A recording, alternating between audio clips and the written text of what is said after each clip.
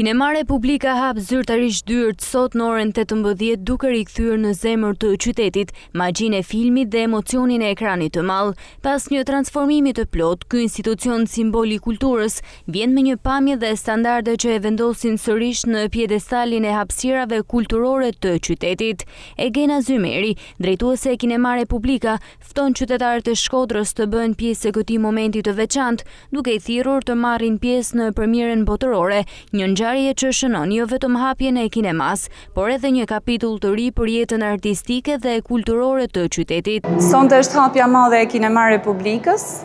Fillojmë me premierën e madhe botërore Avatar 3-shin.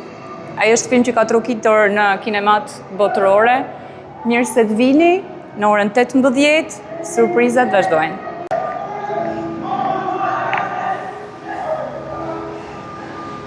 Biletat mund të gjenden gjatë gjithë ditës pranë sportelit të kinemas. Shkodra rikthehet në takim me kineman.